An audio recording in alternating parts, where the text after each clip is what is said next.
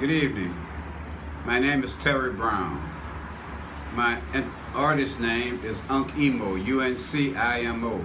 I am called the 60-year-old rapper with a bad knee. I am from New Orleans, Louisiana. I was born and raised in New Orleans. My home before Katrina was at 4951 Piety Drive. That was my address in New Orleans East, 70126 New Orleans East. It was really the Ninth Ward. Before Katrina, New Orleans was 65% black. We had a black mayor. Our voting power was strong. The city was filled with love. Yes, we did have crime and violence, but still, we did have good lives in New Orleans. Our children were messed up back then, and they're even worse now.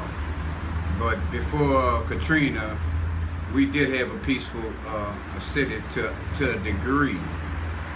We knew where the crime was. We knew when it was going to happen at night. We knew it was going to be mostly our young people.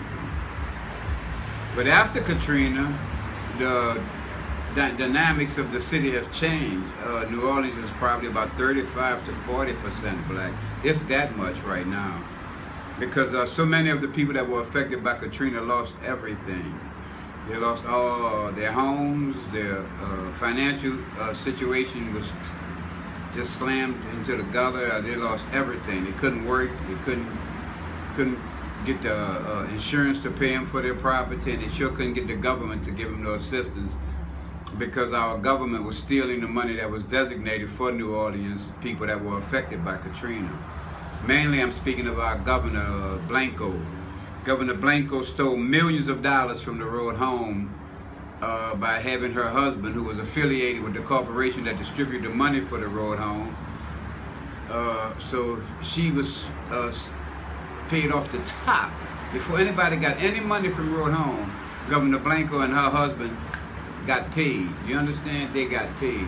This ain't nothing that nobody don't know about, man. These people know this happened.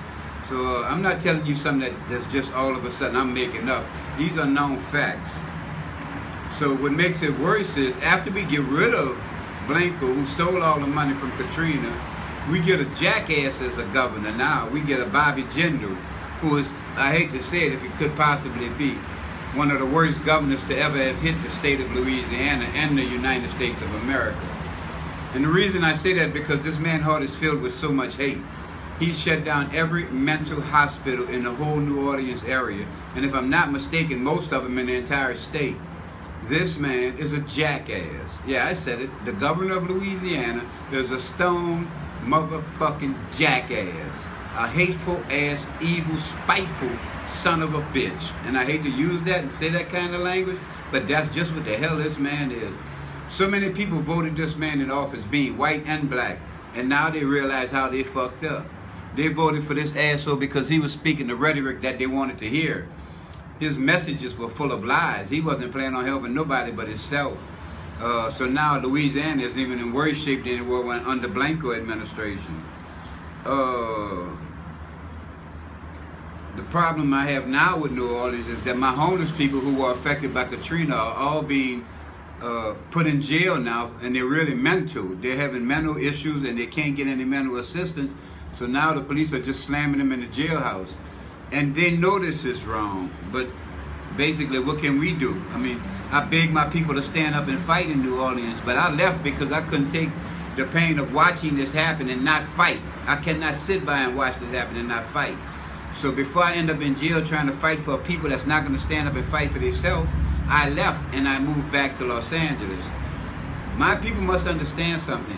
You can't win anything in this country or anywhere else in the world if you don't fight for your rights. And I'm not saying get violent. I'm saying protest. There are ways to protest, to fight for what you feel when you feel an injustice has been done. And there was a terrible injustice done in relationship to Katrina.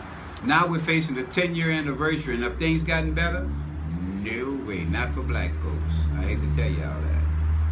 But that'll be another part in a minute. I'll be back with another statement.